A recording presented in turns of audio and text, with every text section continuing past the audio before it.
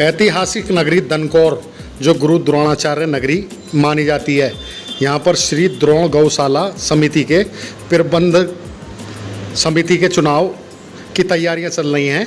नामांकन भी हो गए, लोगों ने नाम भी वापस ले लिए हैं। अब 19 तारीख को चुनाव होना है।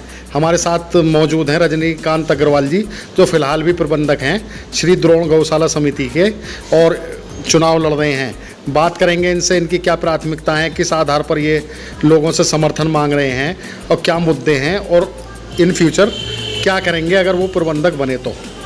मैं रजनीकांत अग्रवाल, प्रबंधक श्री द्रोण गौशाला समिति रजिस्टर्ड दनकौर। सर्वप्रथम आप सभी का हार्दिक अभिनंदन और स्वागत करता हूं। आप जितने भी दनकौर वासी या श्री द्रोण गौशाला समिति के आदरणीय संरक्षक या आजीवन सदस्य मुझे सुन रहे हैं, मैं आप सभी को बहुत बहुत आभार प्रकट करता हूं कि आपने मुझे इस द्रोण गौशाला का प्रबंधक बनाया। मैं पिछले विगत 2.5 वर्ष से द्रोण गौशाला में प्रबंधक के तौर पर कार्य कर रहा हूं। मेरे स्वर्गीय पिता श्री वेद प्रकाश अग्रवाल इस द्रोण गौशाला में काफ़ी समय तक प्रबंधक पद पर और अन्य पदों पर भी रहे हैं।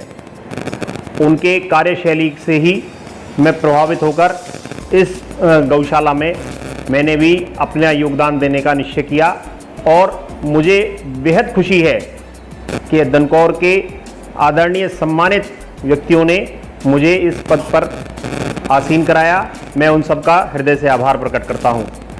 अब इस समय जबकि श्री द्रोण गौशाला समिति का आगामी 5 वर्ष के लिए चुनाव होने जा रहा है।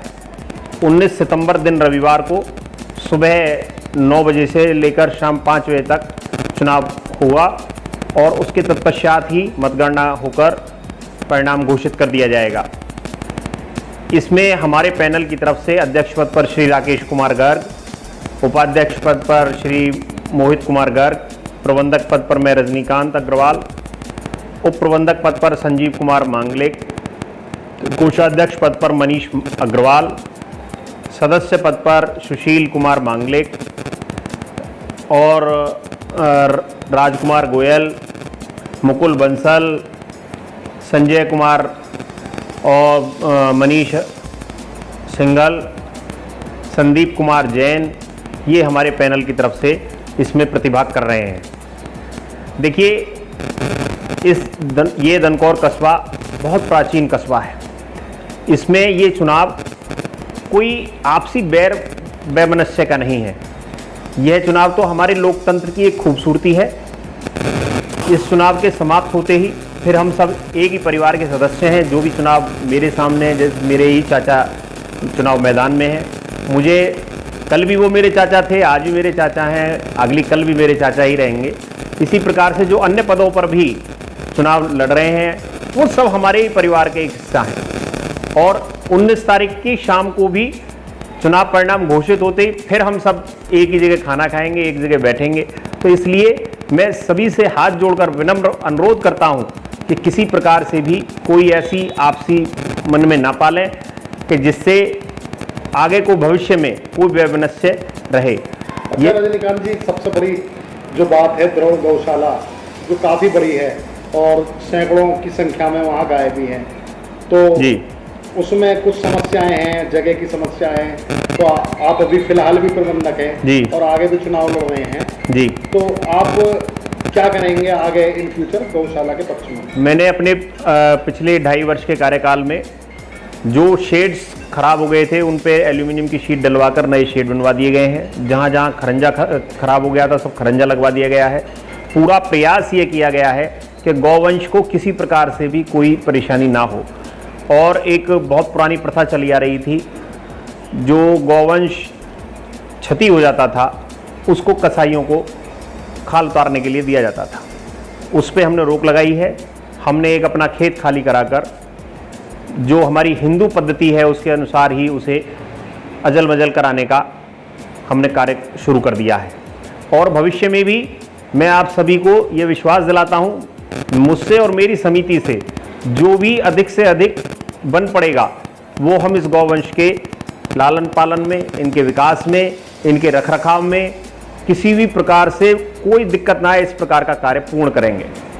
इनकी चिकित्सा में, इनके पेय जल में हमने पूरी ताकत लगा रखी है। पूरे तरीके से हम प्रयासरत हैं और भविष्य में भी करते रहेंगे। और बहुत जल्दी हमारे सामने एक जो मेन समस्या है वो गौओं के दोपहर में एक अलग से छाया की व्यवस्था नहीं है, क्योंकि ये क्षेत्र अब किसानों के पास जो खेत हैं वो तो कम हो गए हैं, क्योंकि ज़मीन अधिकृत हो गई है ज़्यादातर। तो जिन खेतों में हमारे पशु चरने जाते हैं तो वो किसान जाने नहीं देते हैं। तो ऐसे में हमें अपनी व्यवस्था करनी है, उसके लिए एक हमने अलग से जगह चिन्हित की है और मैं पूरा प्रयास करूंगा कि बहुत जल्दी से जल्दी उसमें एक बहुत विशाल शेड बनाया जाए, ताकि उसमें 4 घंटे 5 घंटे गौए विश्राम कर सकें, ताकि जहाँ गौशाला है उसमें साफ़ सफाई और सानी वगैरह ये की जा सके। अच्छा, क्या अपील करेंगे आप लोगों से? जब चुनाव लड़ रहे हैं तो वोटरों से भी अपील की जाती है रजनीकांत भाई। जी, मेरा तो यही अनुरोध है सभी अपने आजीवन सदस्यों और आदरणीय संरक्षक सभी साथियों से कि अगर किसी भी प्रकार से उन्हें मैं या मेरी टीम इस प्रकार से लगे कि मैं उन्हीं के शरीर का, उन्हीं के परिवार का कहीं से भी हिस्सा हूं, तो एक बार पुनः मेरी टीम को और मुझे सेवा का मौका दें। मैं निश्चित तौर पे आपके विश्वास में खरा उतरने का प्रयास करूंगा।